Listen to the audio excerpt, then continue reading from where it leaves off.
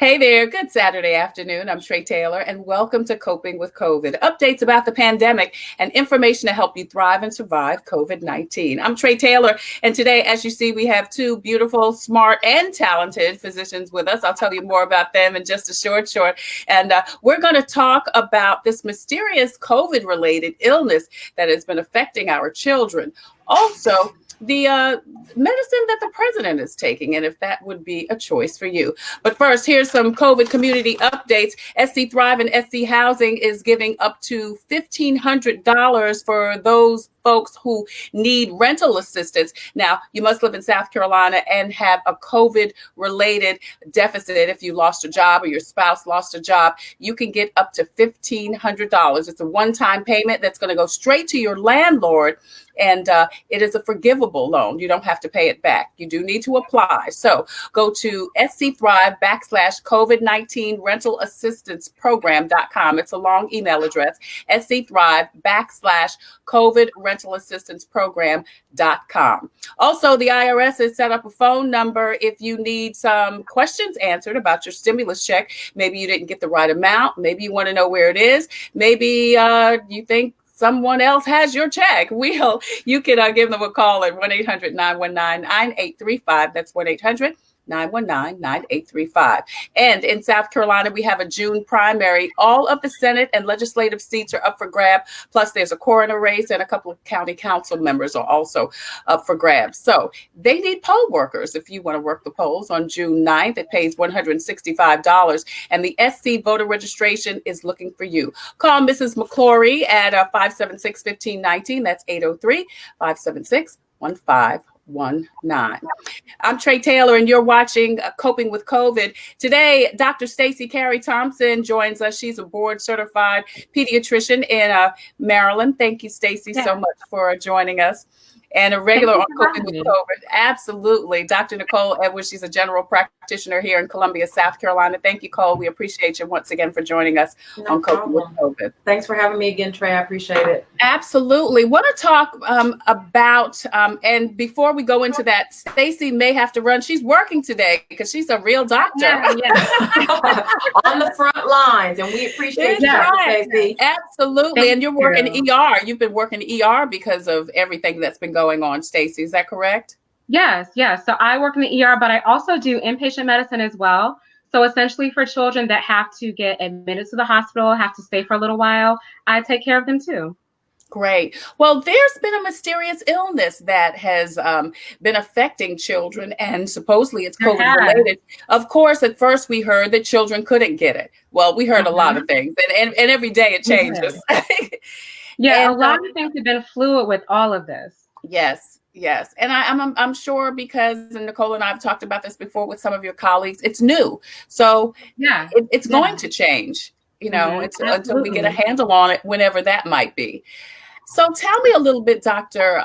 Thompson, about this illness and what are the symptoms first? Sure. So what we're calling it is multi-system inflammatory syndrome in children, or MIS-C.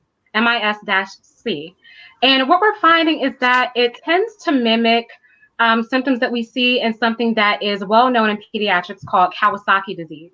Mm-hmm. Now, with your typical Kawasaki disease, there are some hallmark symptoms.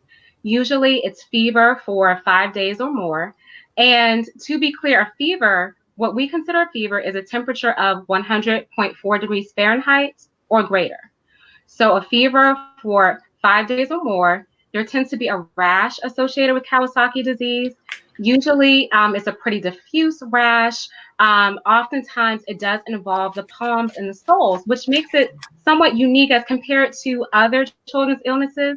Anyone that has kids, I think you are pretty familiar with the fact that kids get a variety of rashes in their lifetime. But one of the unique things about Kawasaki disease is that it tends to affect the palms and the soles. So you can see a rash there, you can see peeling of the skin, you can also see swelling of the hands and feet. So that's one of the things that makes Kawasaki disease unique. Stacy, hold on just a second. Two people have said that they can't hear us. So I'm not sure why. Cynthia Marvell, can you not hear any of us or just one of us? Marvell Williams Mendenhall and Cynthia Watson both said they couldn't hear us. So I can hear you all. You all can hear me. Let me see. I can hear you. Text. So that's odd. I hear you fine. Well, Lance says he hears us fine. So Marvell, okay. Maybe you and Cynthia needs to turn up your hearing aid. I don't know. I'm just joking. Thank you, Lance. All right. So go ahead, Stacy. Thank you, Lance. I appreciate it. So okay, sure. so you said, so is it COVID related? I guess that's one of the questions. And how are our young people contracting it? And so honestly, we're not 100% certain.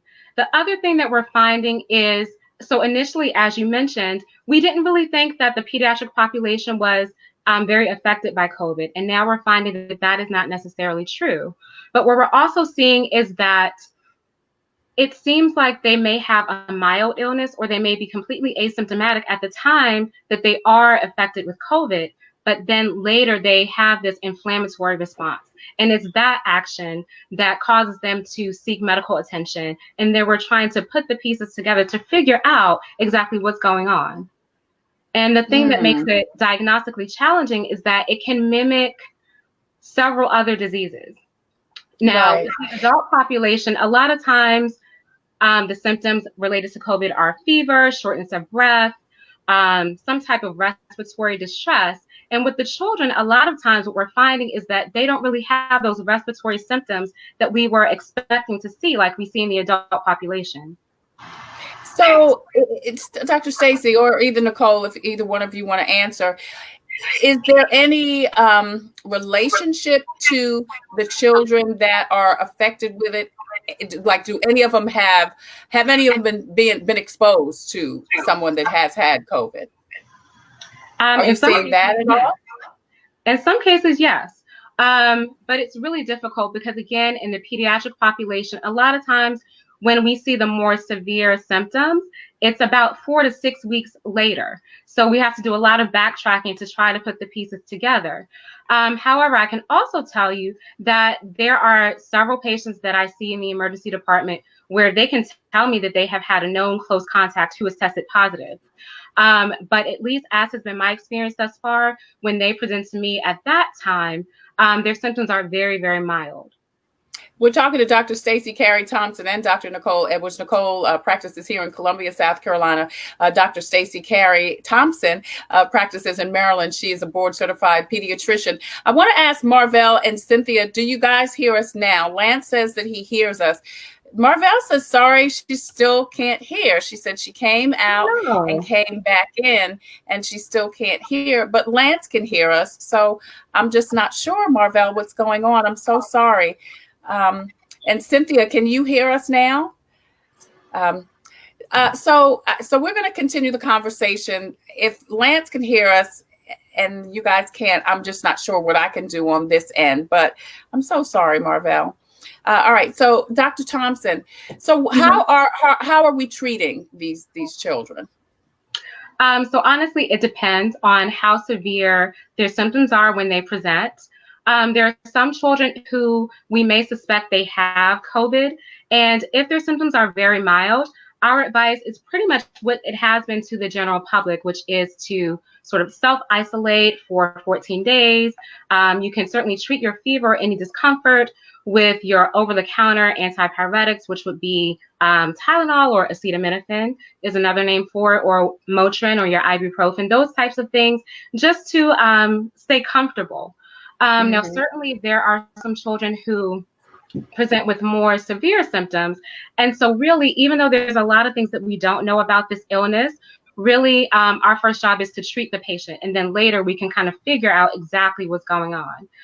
So if, for instance, the child is having a lot of gastrointestinal symptoms, which is relatively common for children affected with COVID, then one of the things that we want to make certain of is that they're not getting dehydrated if their symptoms are something like vomiting and diarrhea. So we will we'll rehydrate them. We'll make sure that they don't get too behind on their fluids, and we'll kind of go from there. But in terms of some of the even more severe symptoms that we see that mimic Kawasaki in terms of the inflammation, in that case, then we would sort of treat it more like a Kawasaki picture, in which case we would be very concerned about inflammation, particularly to the heart. Because one of the things that can be a consequence of Kawasaki disease is it can cause inflammation of the coronary arteries, which are the blood vessels that supply oxygen and nutrients to the heart muscle itself. And so, as you can imagine, if there is an issue with that, then we're in big trouble. And so if we have a child who is severely ill, then we may go ahead and get a sonogram of the heart to determine how severe that damage might be. What age group does it seem to be affecting? Is there a certain age group, or is it just children? Honestly, I've seen it across the board. I would say the youngest patient that I've come across thus far has been 4, but certainly it extends to our adolescent patients who are at the other end of the spectrum and who are almost adults. So it really, really varies across the board. Right. I'm going to stop you for a minute, Dr. Thompson, because Cynthia is saying that she still can't hear. Superior says he can hear. Goodness. This is what I would ask. I'm wondering where you're listening from, like what page. Nicole is tagged. Obviously, I'm tagged, and I'm tagged on both of my personal pages and my professional page and my company page. So depending on, I'm wondering if it's where you're listening from. I'm just not sure. So I would say to Marvell and to Cynthia, can you try accessing it from another page, maybe Nicole Edwards' page, or my professional page, or my company page, Tailor Made Productions? Ask Superior where he's listening from. Nicole, is he right there next to you? He's in the other room, but. Okay, I just saw you look that way.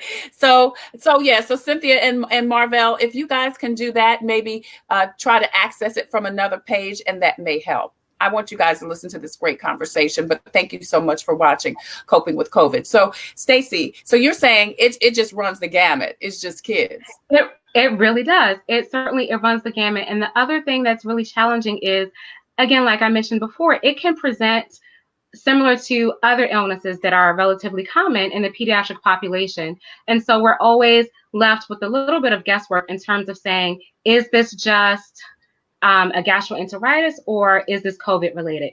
Is this a urinary tract infection, or is this COVID related? So it's really, really difficult to discern. But again, what we do is we treat the patient first.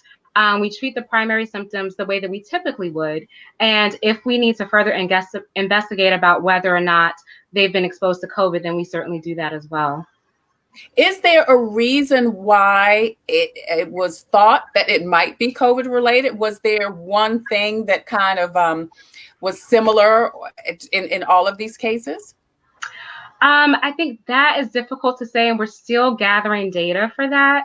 I would say in my personal experience, things that tip me off are if there's something about the way the child presents that isn't quite textbook, so to speak.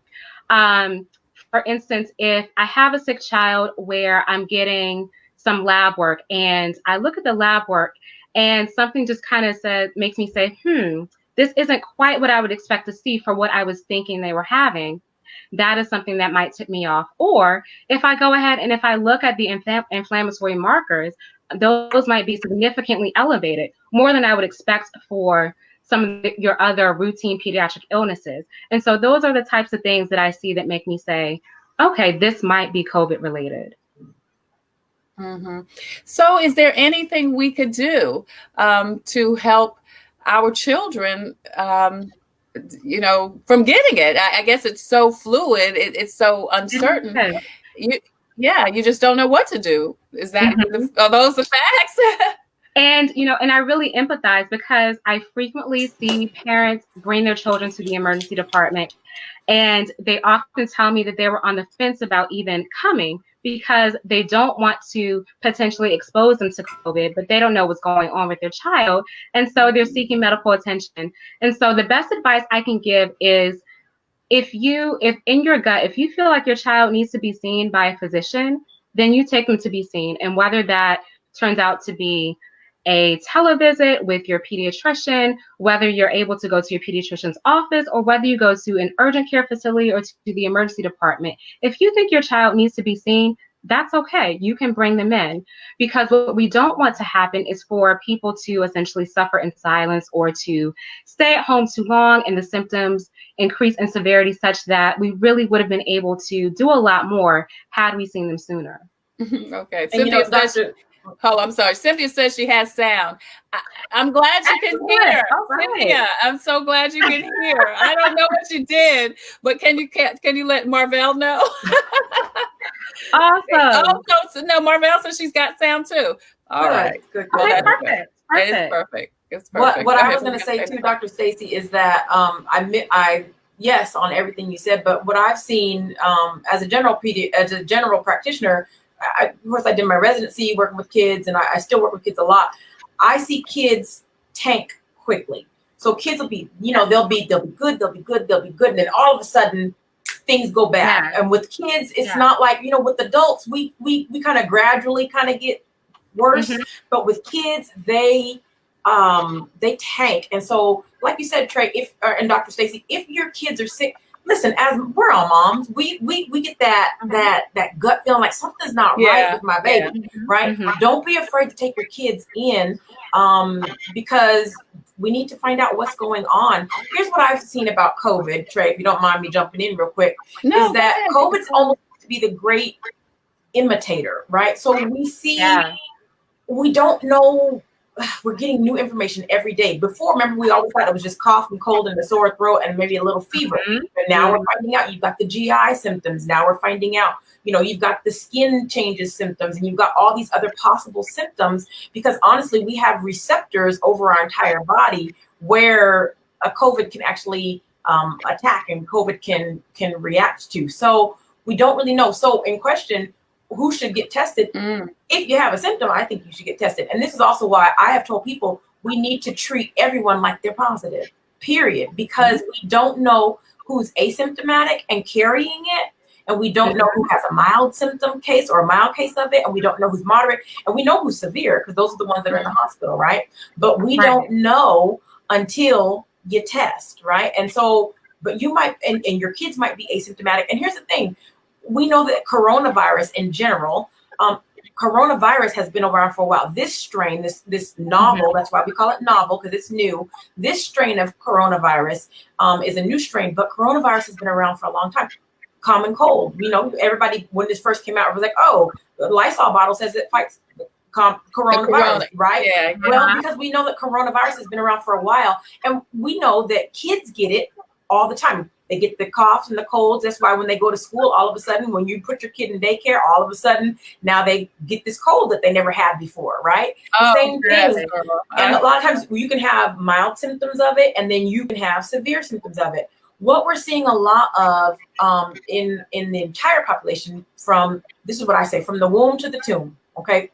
From the womb to the tomb, in everyone is, Tre, one person might have it one way and one person might have it another way, and we don't know. So somebody might have no symptoms at all, and then somebody might have, severe acute respiratory distress syndrome where they have to get intubated. Now, I don't think we've seen as much of that in the children, and we're not seeing quite as bad a reaction to it as we are seeing in the adults. But in general, you don't know where you're going to end up on the gamut of on the spectrum of COVID. And that's why I say everyone, it's almost like Russian roulette. We have to be very careful who we're exposing people to, because we don't know if they're asymptomatic. We don't know if they're mild, and you don't know what you're going to get or how you're going to deal with it. I've seen even my own patients. Some people have had it, tested positive, and don't have anything, no symptoms at all. And then I've had some that have ended up in the hospital. Thank God they were able to come home and they're doing all right, but you just never know. And so we have to not be cavalier about this. We have to be we're getting lax. That's my fear, is that we're getting lax. Right. Nicole Edwards lives in Columbia, South Carolina. She's a general practitioner here. And Dr. Stacy Cary-Thompson is a board certified pediatrician. She's working the ER right now and getting ready to leave in about 10 minutes, right, Stacy? Yes, in Baltimore, Maryland. And we thank both of you ladies for joining us. And, Nicole, you made just such a great point that you're right. I think we are kind of easing up because, of course, the country is opening back up. So those people who already didn't think it was anything, they're going all out, and then those folks who were maybe wearing a mask or had to stay home, they're getting out. And you're right. I can just see it. People are not wearing masks as much. Who knows if they're washing their hands? I don't know if they were washing their hands before this, So as you see, I just touched my face, and what I did, I grabbed my hand sanitizer, right? Because we touch our faces so many times per day. Yeah. Listen, we went bike riding this morning as a family, and this man just walked up on us, wanted to know about our bike rack and stuff. I'm like, sir, can you scoot back? I mean, we're still supposed to be social distanced here. Like,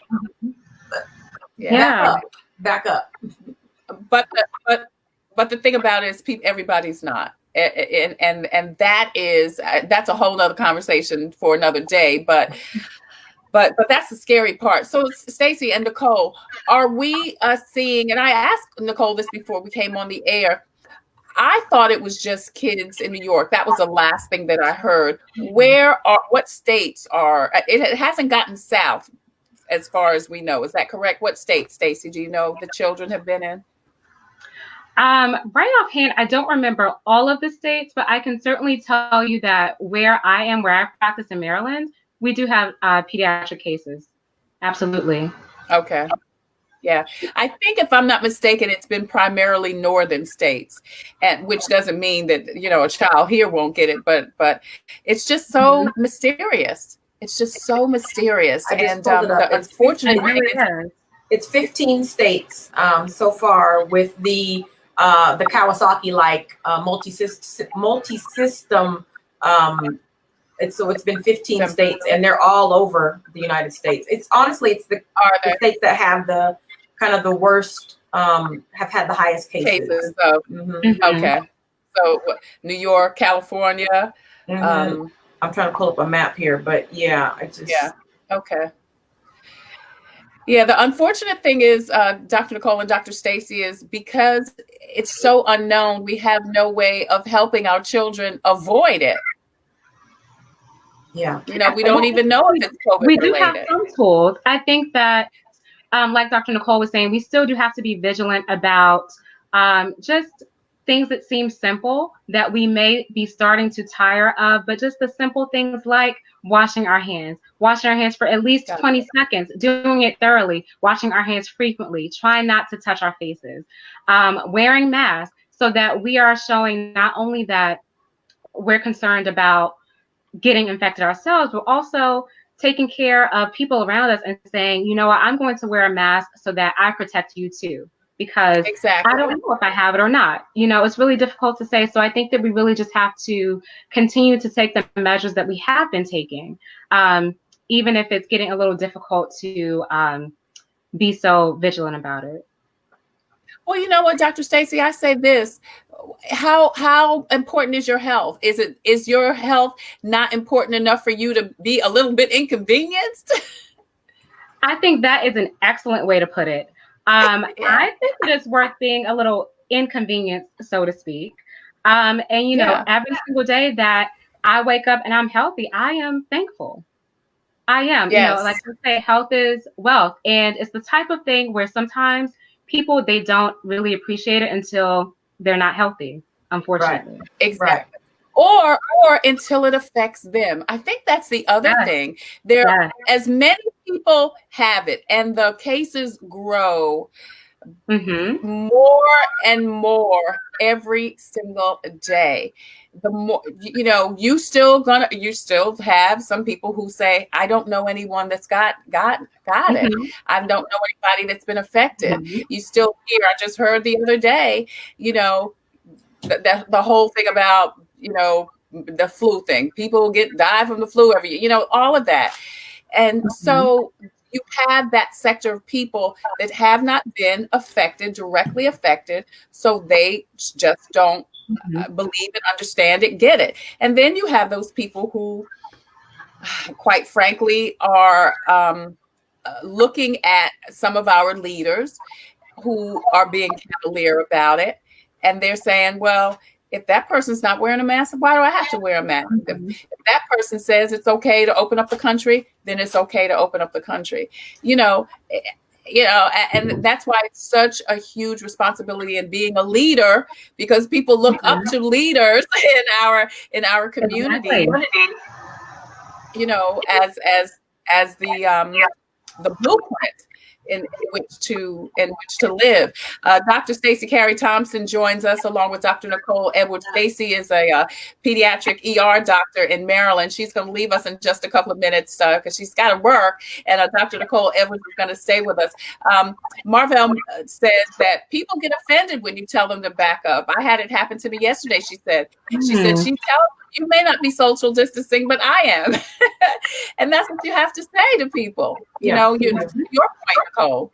Yeah. So I just pulled it up. Now this is child deaths from COVID in the United States. So far, there's been, New York has the highest numbers, but there's also been deaths in Illinois, Connecticut, Colorado, Louisiana, Michigan, Tennessee, and Indiana. That's the deaths. Now, in terms of the multi-system inflammatory syndrome, California, Louisiana, Michigan, New York, Connecticut.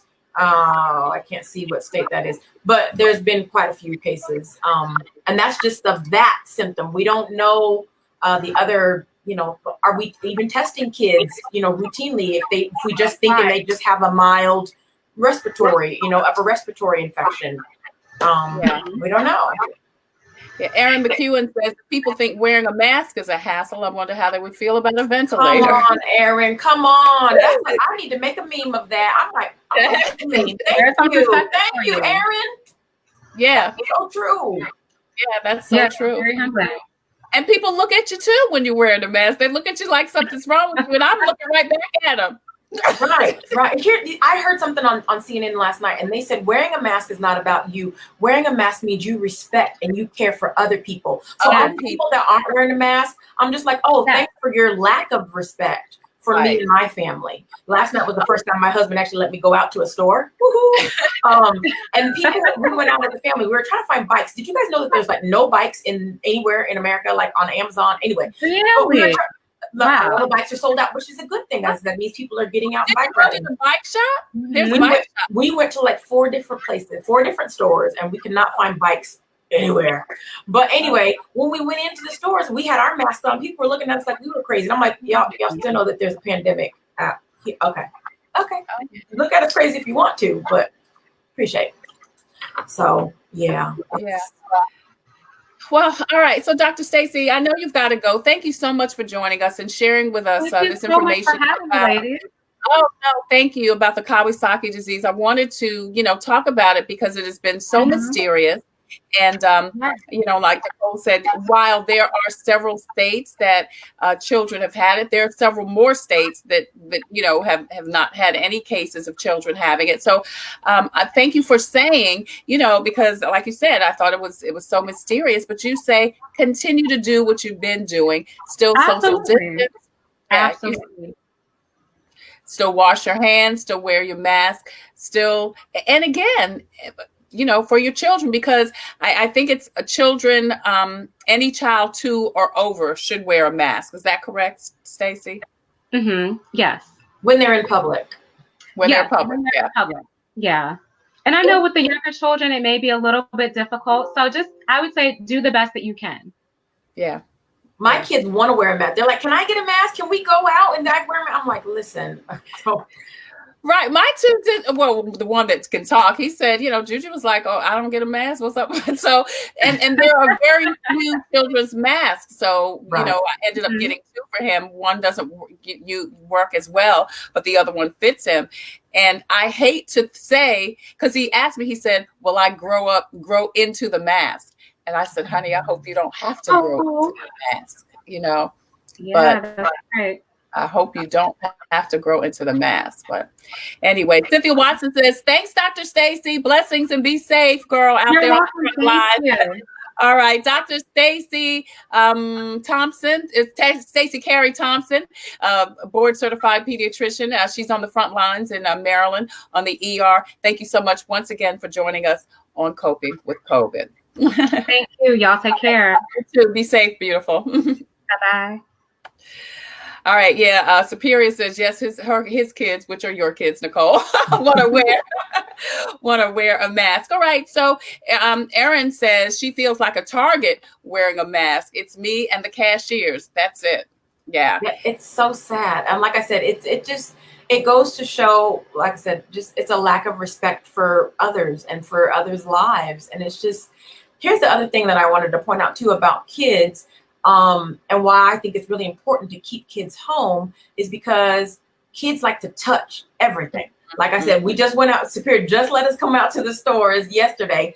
And of course, we tried to hold on to their hands and we we're like, don't touch anything. But of course, they get to touching something. And I'm like, we don't want you touching anything because we know that it's not, it's more airborne, but it can live on surfaces. And so we want you to do a lot of hand washing, carry your hand sanitizer. But with kids, because not only do they touch stuff, but then they touch their mouth and they put their hands in their mouth and and that's how we know that it can be transmitted. If you're touching your mouth, you're touching your face, you're touching your nose, then it can get into your respiratory tract that way. And again, the concern with coronavirus in general and with kids is that is it a common cold or is it coronavirus 19? Is it the novel? And that's the thing. I don't think we're testing kids as much because we're like, oh, that's just a cold. Is it though? We don't know. And again, that's why we need to be not as cavalier and we really need to treat everyone like they could potentially have it. It's also why we need to continue to practice social distancing and be very careful who we're bringing ourselves around, but even who we're bringing our children around. Okay. Mm-hmm. As much as my children want to see their grandparents right now, I haven't let them.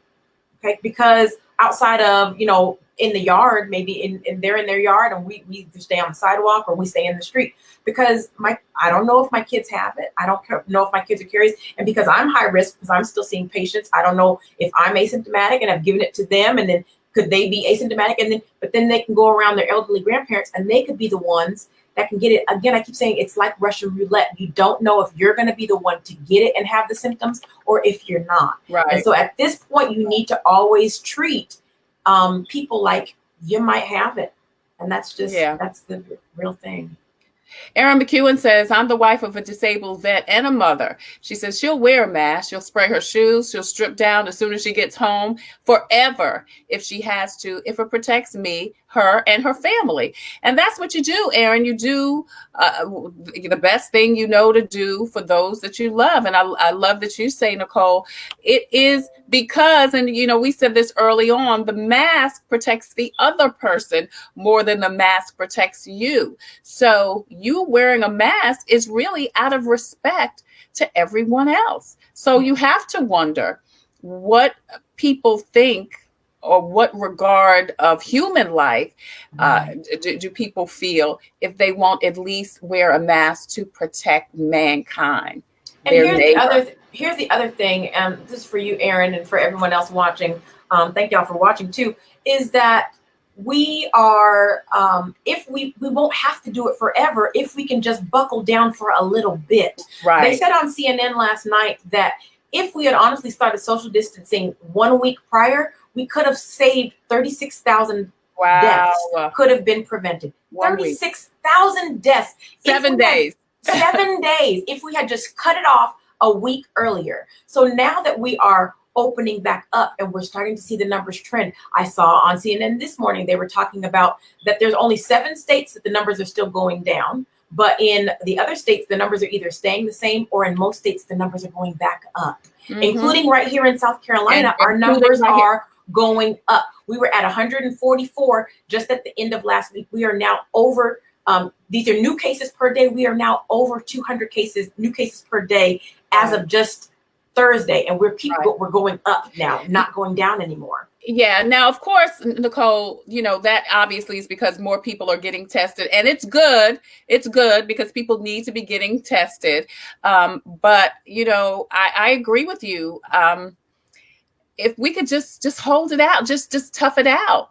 We just have to be disciplined and tough it out, and just make the best out of the situation. Yes, I know people, you're going crazy with the kids at the house, and you you are going crazy being at the house yourself, and you can't do this and you can't do that, and the economy.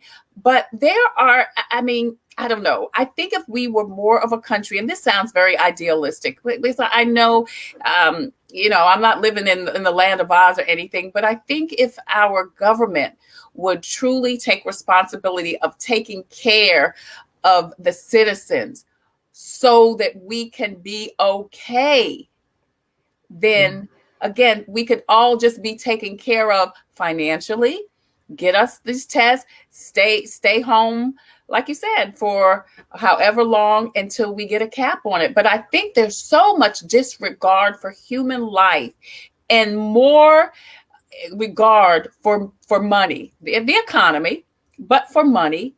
I think money is more important than human life in some cases, at least in our country, because we are willing to sacrifice. I remember Chris Cuomo said, people are going to die. And him and Whoopi got into a big argument on The View last week about, because she said, so who are you willing to sacrifice from your family? People are going to die, but they're needless deaths. MD says 36,000 deaths, like you said, could have been avoided.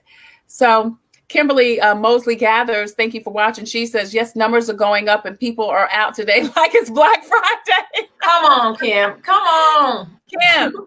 And here's the other thing, which don't start me with, it's Memorial Day. And we just had to get out for Memorial Day. We just had to get out for the weekend. Think about what Memorial Day is even about. Come on, all the people who sacrificed their lives fighting for our freedom. Let's not talk about all the people who are now sacrificing our lives fighting for our freedom. Let's talk about these. Don't get me started. The people in the grocery stores and in the.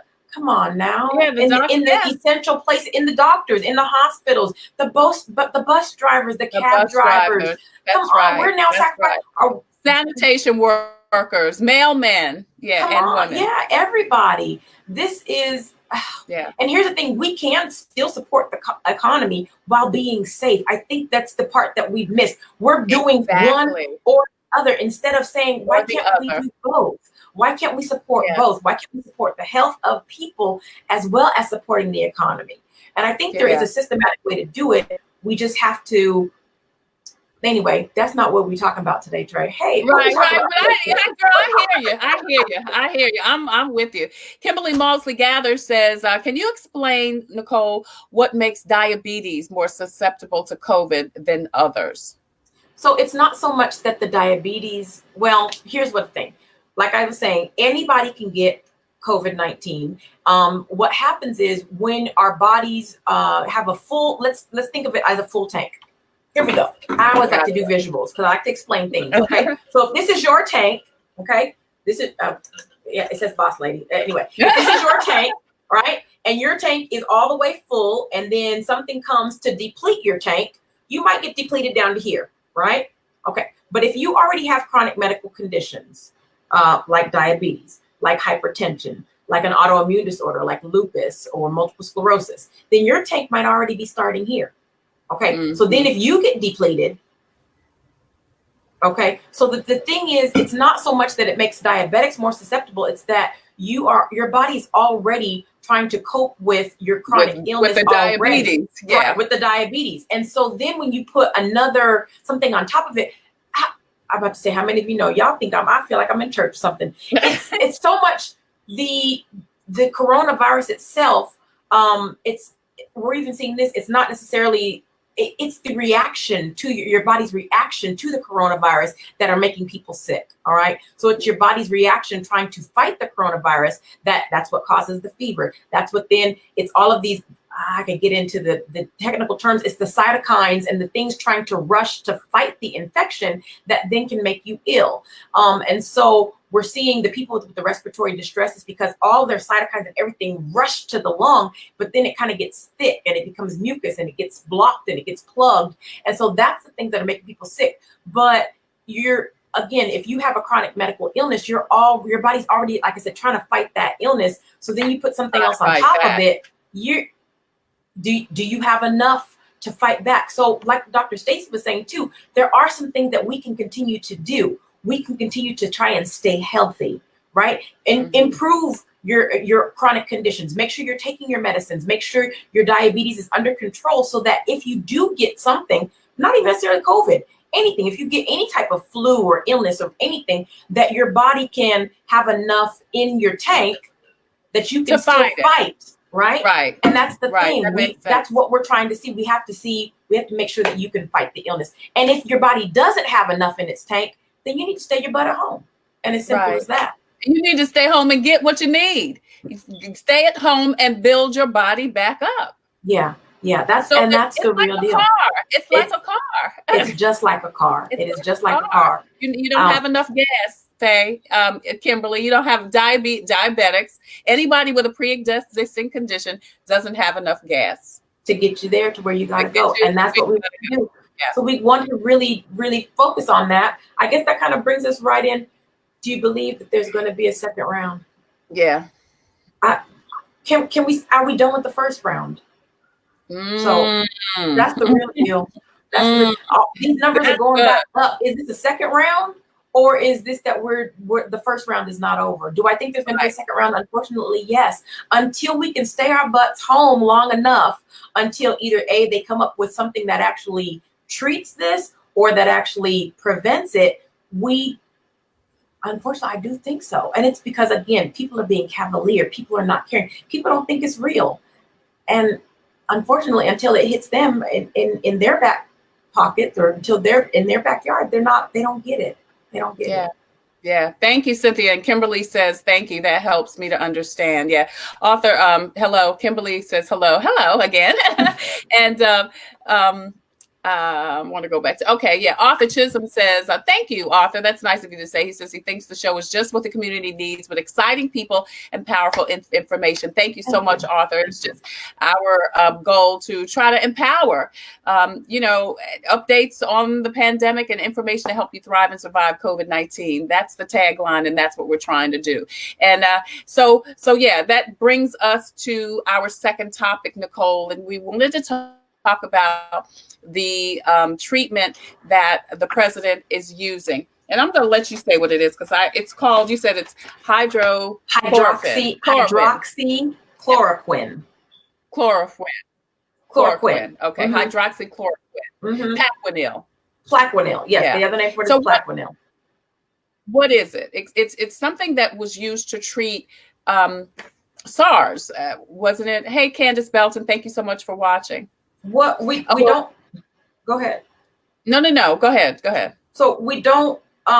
It actually. Okay, I'm gonna pull up It is a acute phase reactant. It says the exact mechanism of action is unknown, but it interferes with the functions of either the parasites or the vessels. That it interferes with the bad ways, and it helps it not to be able to attack the cells as severely. Okay, so what we take Plaquenil for, if you are going to a country that has known malaria, you can take Plaquenil prophylactically to keep from getting malaria. Okay, and what we know is that it blocks, it keeps the malaria from attacking it quite as hard, right? We also know that we give it to people with rheumatoid arthritis. With rheumatoid arthritis, it inhibits what we call the rheumatoid factor. So rheumatoid arthritis is an autoimmune disease where your own body's immune system actually attacks its own bones and joints, okay? And so it almost like it eats away at the bones. And so what the Plaquenil does there is it almost like, if this is where the your immune system would come and would sit, and then that would make you start eating away, the Plaquenil helps to kind of block, Okay, so it's like a blocker, and so that the immune system can't attack and affect the cells quite as much. So what exactly it does for COVID, I don't know, and they don't know either, and that's why that's why we're not telling everybody to run out and take it. Right? What happened was originally. We were trying to find out, are there some antivirals or is there something that can be given when people were admitted into the hospital or when people were in the ICU. They were giving them this Plaquenil along with some other stuff as well. And they did start to see, okay, something helped, right? Something else. Was it exactly the Plaquenil? It could have been. Was it something else? It could have been. Was it just their body's time to get better? It could have been. We don't know exactly. We then all of a sudden saw, they were calling it, oh, it's the magic drug, it works. But then we were starting to see that there was actually more side effects that came from the Plaquenil that could also cause more problems than the actual treatment itself. And so then we started to kind of pull back and say, maybe it's not, there has to be a question about risk versus benefits. And that's with any medication that you all take, anything, even something as simple as, Tylenol or whatever you guys take. There's always going to be side effects to every medication, and there's always a risk benefit. We all know, take something as simple as an anti-inflammatory. It can cause GI upset. It can cause ulcers. It can cause renal or kidney problems. And so every medication that you take has side effects, and every medication that you take, you have to weigh the risks and the benefits. And initially they were thinking, okay, it was working, but then we're seeing a lot of side effects that are coming along with the Plaquenil as well. And so we were like, okay, we're pulling back. What we also noticed is that it was the people that were in the hospitals and in the ICUs that were, those were the ones that they were giving it to. They weren't just giving it to everyone out on the street that had just a mild case of it. And then when they were doing trials of it, they were saying, okay, it's actually not quite working as well with those people who just have mild and moderate symptoms. So that's why we decided that we're not going to give it.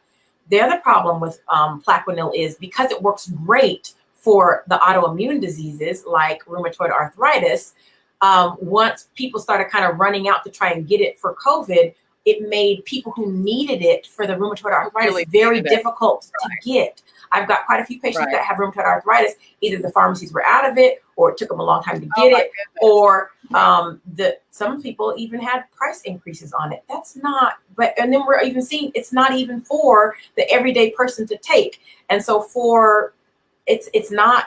Yeah. I want to say hi to Tamish. I think it's Tamish Lytel. She says, hello, everyone. Good information. Thank you so much for joining us. Hey, Kimberly, I see that you have another question. I'm going to get to that after we talk to Nicole about this. So that leads me to the next question. Is it good for everyone? Should everyone take it? No, not at all. Not at all. It needs to be a conversation. First of all, like I said, they were reserving it for the people that were ill. Well, first of all, it's not over the counter. You can't get it like ibuprofen. No, you can't. You would need a doctor's excuse. I'll tell you also this. When this first came out, the doctors, we got an alert that came across. I got it through my board certification company, but through the board. And they were like, here's the rules. You're not going to prescribe it to yourself. You can't prescribe it to your family. You can't prescribe. They gave us some rules because they knew that there was going to be this rush on the market, right? And so, no, it's not for everyone. Again, they were initially reserving it for the people who were in the hospital, in the ICU, very deathly ill, on the respirators, and they were doing this kind of as a last ditch effort. Again, because there are side effects. And the side effects, y'all, it's got a long side effect list, okay? And so, no, it's not for everyone. And then even if you feel like you do need, it would be something that your doctor would need to prescribe, but then it would be a conversation where your doctor would need to look at your risks and your benefits and see, again, does the benefit outweigh the risk? Honestly, if you have problems with your heart, if you've got other medical issues, then that might not be the best thing for you, unless, like I said, you're on you're severely ill in the hospital with the tube down your throat breathing for you, and this is kind of a last ditch effort. At that point, the risk would outweigh the benefit, or the benefit would outweigh the risk. So Candace Belton says, do you think they're going to create a vaccine for children to take for COVID? Candace, I'm assuming she's saying, yeah, for COVID. I think right now with the vaccine that they're trying to make, they're trying to make it for everyone, just like the flu vaccine they can make for everyone. For children to take, I think it's going to be. I think they're going to trying to make it for everyone. Right. And Candace, watch the replay because you'll see where Dr. Stacy says, talks a little bit more about what the diagnosis has been for children who are suspected to have it. So Candace, please watch the replay and you'll hear more information about that. We talked about that earlier in the show. Thank you so much. Just in the Amen corner here, Kimberly Mosley Gather says, not another question, just repeating Dr. Nicole. Oh, okay. All right. Okay. Yeah, I was just, thank you. Okay. Can I read you just some of the? Yeah, go right ahead. I'm gonna show y'all. See, you can't see. I'm gonna just read you some of the serious reactions. Now, I got a long list. Nicole, before you get to that, Candace says, so would it be optional? And I'm assuming she's saying, would the vaccine be optional? I don't know. They asked that to Dr. Fauci yesterday on CNN, on the round table, and they've been asking that. I think at this time, we don't know. We don't know anything yet. We don't know when it's going to be. We don't know, is it safe? I know that these initial 40-something people that they're testing, so far, so good, but we don't know. And then what are going to be, is it going to be mandatory? I don't know. They said that they don't know how they're going to get it out to everyone. They don't know who's going to get it first. We don't know. And we, believe you me, we find out something new every day. So we don't know. Yeah. So Candace, it's all of this. And we've said this since the beginning. All of this is so fluid because it's all so new. That's why every single day, multiple times a day, you hear so much information, and it's so challenging, Dr. Nicole, to sift through it to figure out what is factual and what is not. Right. So keep watching COVID. Yeah. And do it with a measure of grace, right? Because this is the novel coronavirus. We don't know, right? And everybody looks to doctors like we're supposed to know. We don't know what we're dealing with. We've never dealt with this before. We've seen other things maybe possibly similar, but not really. We don't know what we're dealing with. So we're taking it day by day. We're trying to find cures. We're trying to find treatments. And that's the thing. That's exactly what happened with hydroxychloroquine. They thought it worked, and then it didn't. I don't want to bring politics into this at all, but you also have to, before we run out and say, okay, we found the magic drug, you can't say that because we don't know. It hasn't been tested long enough. We don't know. So we don't know. You wanted to do the symptom, the side effect list? Yeah.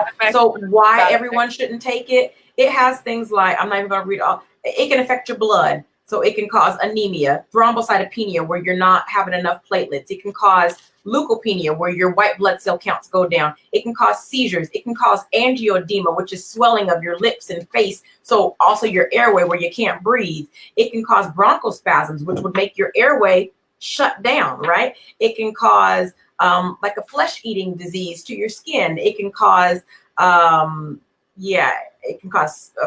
with your eyes, problems with your muscles, problems. Here's the big one though. It can cause heart problems. It can cause cardiomyopathy, ventricular arrhythmias, which is why when your heart beats at a funny rhythm, and it can cause QT prolongation. QT prolongation is, it changes the way that your heart beats, which is why, honestly, I've seen some, what's the lady, Dr.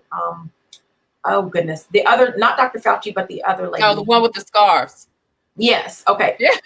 No, it wasn't her. It was the lady from Congress. What's the lady from Congress? Are you talking about Pelosi? Nancy Pelosi. Yeah. So remember when she was like, I don't know if our president should be taking it with, since he's overweight and he has heart problems, right? Well, and the real thing is it's not really a drug that you should give to anyone with any heart conditions, because it can cause, like I said, the QT prolongation, and it can cause your heart to beat funny. And then once your heart starts beating funny, that could cause a lot of other problems. So this is not a drug that everyone should be taking. Everyone would be able to run out and get. This would be, again, the benefits would have to outweigh the risk. And in most people, unless you're on your quote unquote deathbed, it doesn't really outweigh. And so it's not a good drug that everybody needs to take. Yeah. Candace says she just came right in and started asking questions. It's all good, Candace. That's what we're here for you to ask the questions and for us to answer it. It's all good.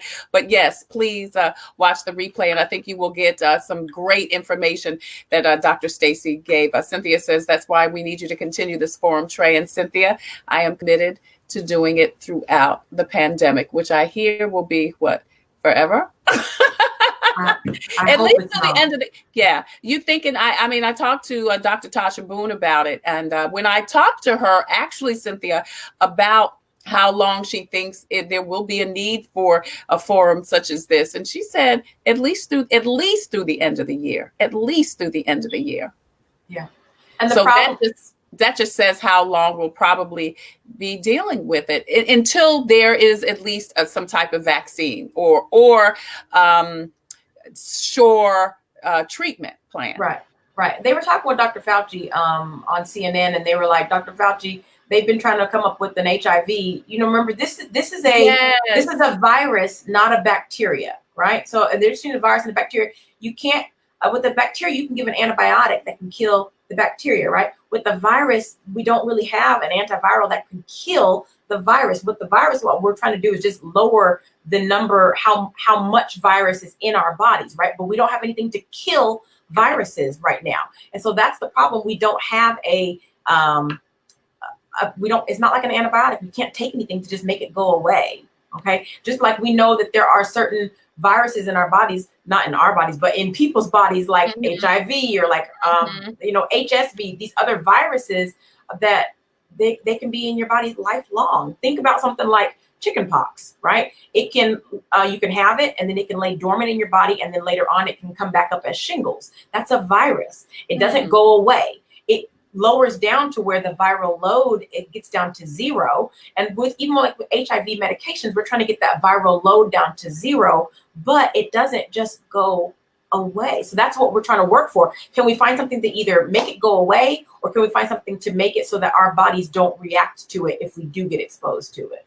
Well, you made such a good point, Nicole, because we've been dealing with HIV for almost at least 20 years now. Over 20 years, and there's still not a cure. There's not a cure, and there's not there's several vaccine. treatments, but there's not a vaccine. Yeah, right. You can still get it, and there's medicine, and every year or so there's new medicine, new medications. So, and again, there are medications. There's a new HIV medicine out. It's not that new, but it gets your viral load down to undetectable, right? Which is where people with HIV want to get. They want to get undetectable, where we can't pick up traces of it. So, but it doesn't make it go away. But that doesn't mean they don't have it, right? They still have it. Right. So if we've been, and I just say this to say, if we've been trying to get a vaccine for HIV for over 20 years, and they just started working on something for COVID. Yeah. So at this point, we need to treat this like something.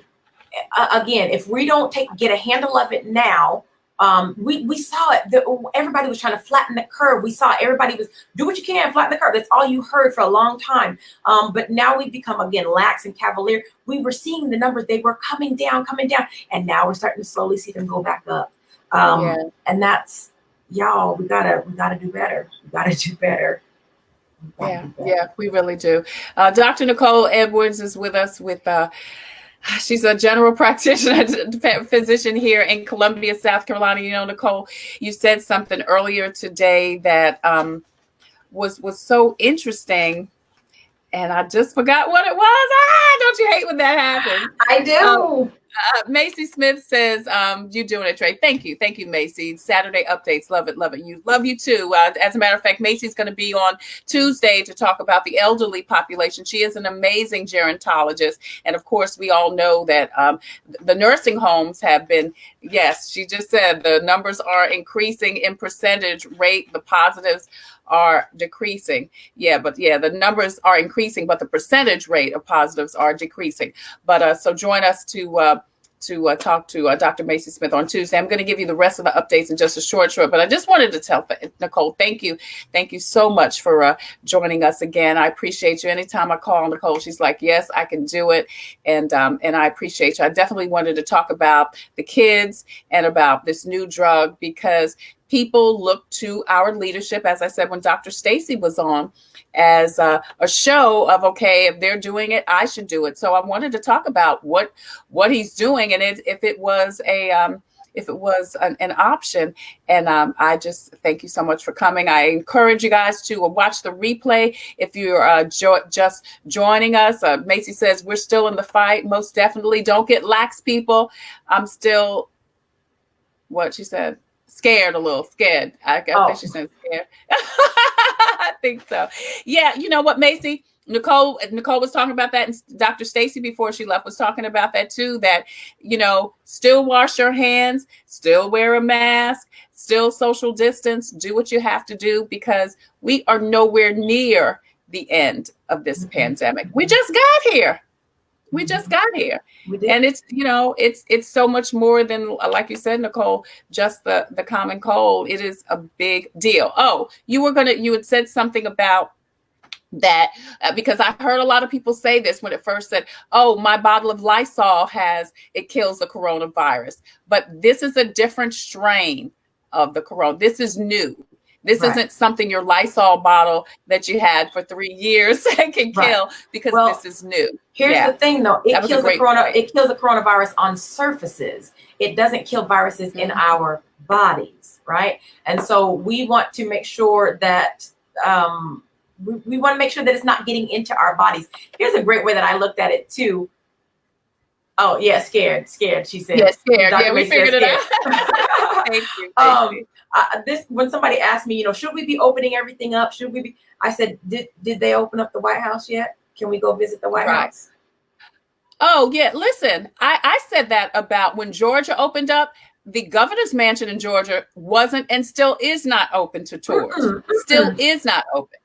So that's the same thing I said. Yeah, CNN had they interviewed a one of the governors of Nevada, and they were asking her about, I don't know if she's a governor, if she was the mayor, but the mayor of Vegas, and she was like, open everything up, let the workers go back to work, the hotels and the casinos. And he was like, are you going to come to the casino? She said, oh no, I got a family at home, I can't be exposed.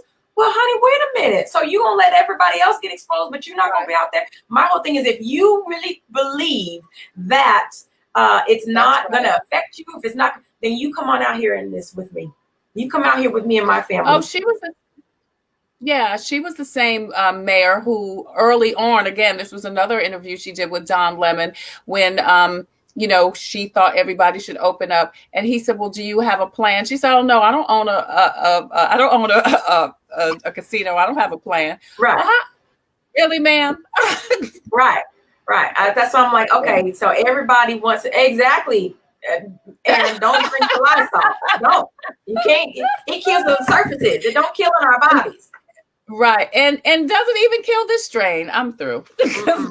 Listen, Dr. Nicole Edwards, board certified general practitioner here in Columbia, South Carolina. Thank you again so much for joining us. Hey, Nicole, if people want more information about you and how to contact you and your practice, please give us the information. Beautiful. Sure. I am available on all social media platforms at Dr. Nicole D.O. That's DrNicoleDO. And that's also my website, drnicoledo.com. And you can find me on all social media platforms, Facebook, Instagram, Twitter, all of them. Yeah. All right. And you're accepting patients? Always. Abundant Life Concierge Medicine. We bring convenient healthcare to busy professionals, pastors, veterans, families, moms, and it's convenient. So we do a lot of telemedicine. If you don't have to come in the office, we don't want you to have to come in. But we're always taking new patients, Abundant Life Concierge. And you can find that link also on my website, drnicoledo.com. Right. A lot of people are going now to telemedicine, and Nicole's been doing it for years. So all right, Nicole, thank you so much for joining us. I always leave with a reading from Jesus Calling. Today is May 23rd, and it reads, approach each new day with a desire to find me. Before you get out of bed, I've already been working to prepare a path that will get you throughout the day. There are hidden treasures strategically placed along the way. Some of the treasures are trials designed to shake you free from earth's shackles. Others are blessings that reveal my presence. Sunshine, flowers, bird, friendships, and answered prayers. I have not abandoned the sin-racked world. I am still richly present in the world. Search for deep treasure as you go throughout this day, and you will find me along the way. That's Jesus Calling. You can go to JesusCalling.com to get your Jesus Calling and to find out more about the Jesus Calling Prayer Journal. Don't forget on Tuesday, we're going to talk to, thank you, Aaron. On Tuesday, we talked to Dr. Macy Smith. She is a board certified gerontologist. You know, the numbers are going up, as I said earlier, in the nursing homes. So Macy is going to tell you what's going on with nursing homes and how you can protect your loved one. On Wednesday, we talked with the folks from the SBA. They're going to talk about grants, loans, and services that the Small Business Association has for you, no matter what state you are in. And then on Wednesday, we're going to talk with several superintendents, including J.R. Green with Fairfield County, about the plans to reopen schools. That's coming up next week on Coping with COVID. Please post and share this information so we can spread this good news to the masses. Please like and follow me on Facebook and Instagram. Please go to my professional pages. Both of my personal pages are maxed out on friends. You can follow me there, but please go to Tre Tailor, the professional page, and also to Tailor Made Productions, the company page, and like and follow me. Go to YouTube and like that, where you can see all of the Coping with COVID interviews. Now, if you have a product or service or message that you could help someone with that's COVID related, that you could think could help someone, please email me at thetailormadeproductions@gmail.com, or you can inbox me on Facebook. Listen, you guys, stay safe, be careful, and you know, like we were talking about, if someone, I loved it when Marvell said, you know, someone said, well, I'm not social distancing. She said, well, I am. Don't feel any kind of way. If you're wearing a mask and somebody else isn't wearing a mask, you do the right thing, no matter what somebody else is doing. Right. But if we could all just care for somebody else, man, that's how we make the world a better place. Yeah. Yeah. Thank you guys so much. Have a beautiful Saturday. Happy Memorial Day weekend. And thank you for joining us on Coping with COVID. Thank you, Cole. Thanks, Trey. Thanks, everybody.